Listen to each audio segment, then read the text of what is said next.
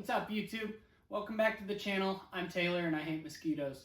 So, unfortunately, part of owning a vintage motorcycle is things constantly break. And I had posted the video on what I thought was the issue with second gear and the gearbox. However, after replacing the cam plate and some other stuff that I covered in my last video, essentially was out riding the bike, just enjoying it, not draining all the oil down to the bottom end of the motor and wet sumping on me. Unfortunately, the second gear issue is back, and that prompted me to last night completely tearing down the bike, or the motor rather, in order to pull the gearbox out and then relook at the gearbox, the dog gears, that sort of thing.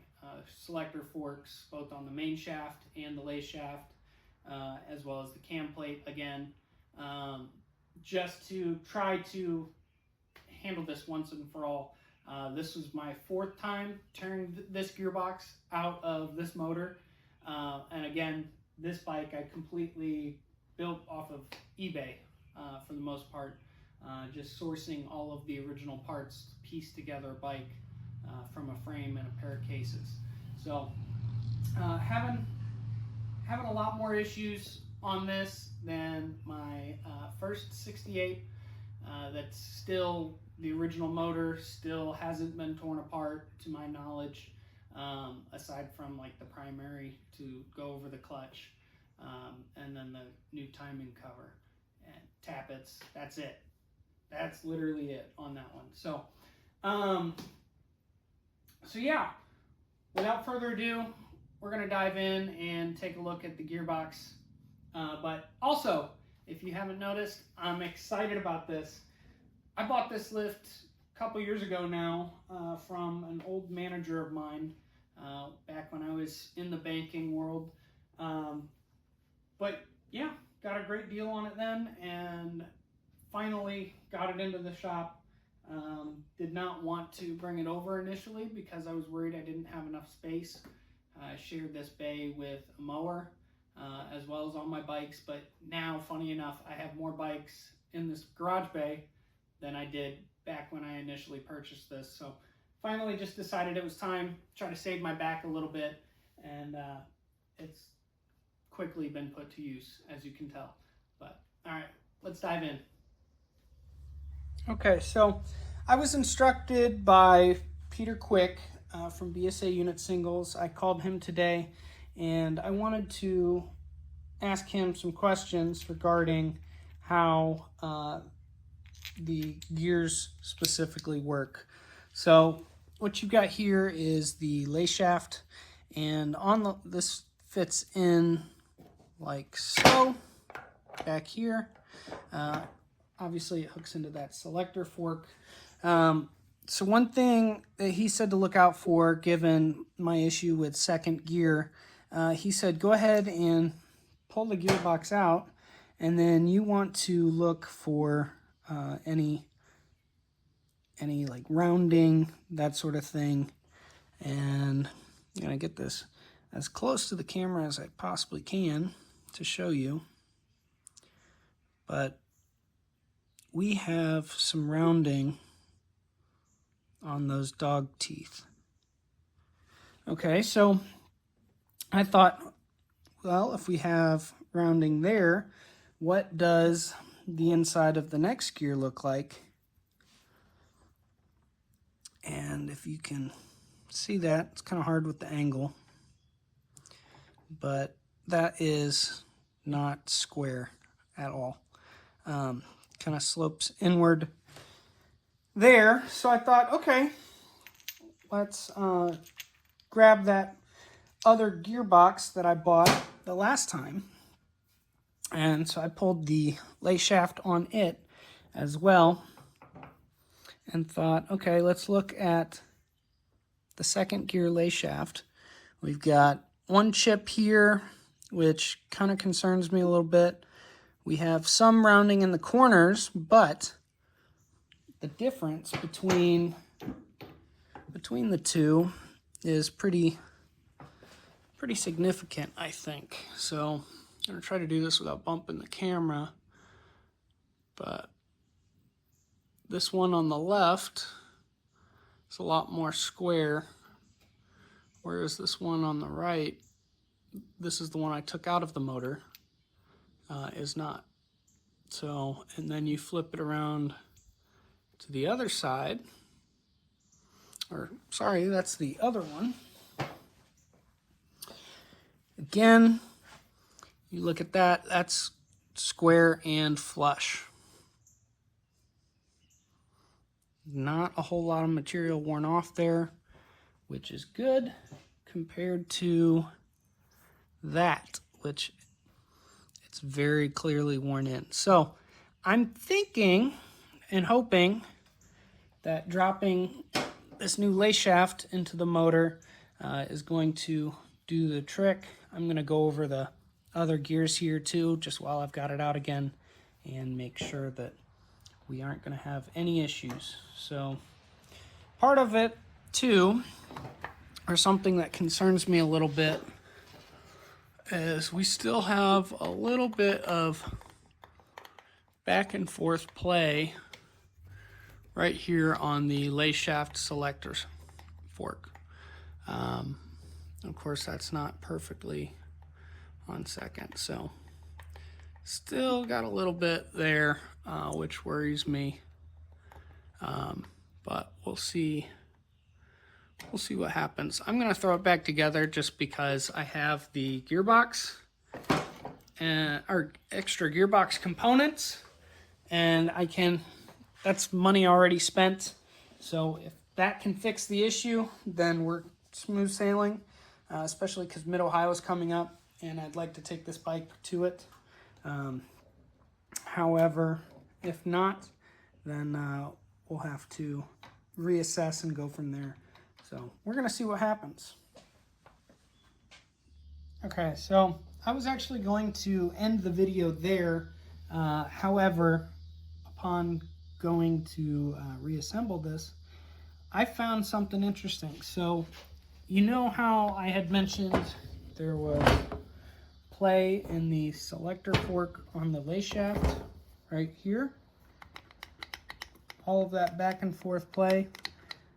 Something that I happened to notice was I found that laying right here inside the case.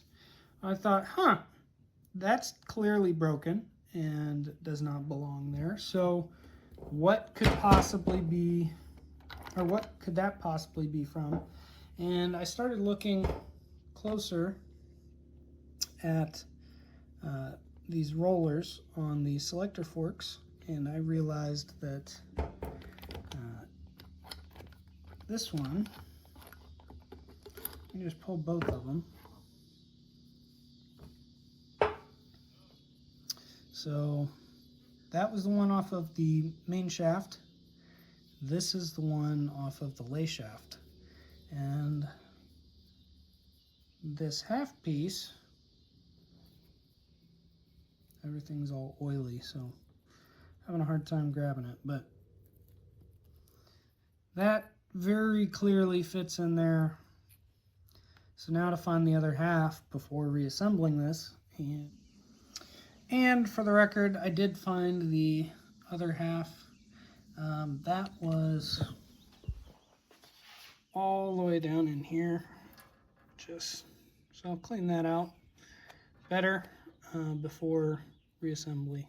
Of course, I got to scrape off all of the gasket goop anyway, because there is no physical gasket for this cover.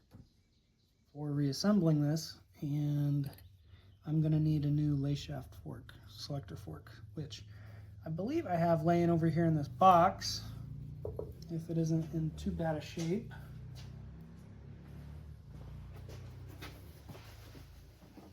And I do indeed. So what I will do is just take this off. Ooh, and I'll just go ahead and use this one, which would have been the main shaft, I'm guessing, but it is in better shape. And something else that Peter Quick told me is the lay shaft and the main shaft selector forks stock up until 1968, because 1969 was when they switched the design for the main shaft, but up until then, both the main shaft and the lay shaft were the exact same. So all I got to do is switch this out and drop that into the motor. So hopefully between that and the new gears, we're good to go. Okay, I think now is where we're going to end it, but we'll go from there. All right, so like I was saying, unfortunately, having to do stuff like this is part of being the owner of anything vintage, unless you completely redo it and do it the right way. Unlike what I was trying to do with this, I was trying to cut corners, just try to challenge myself to build a bike from scratch and do it as cheaply as possible. And it worked up until it didn't.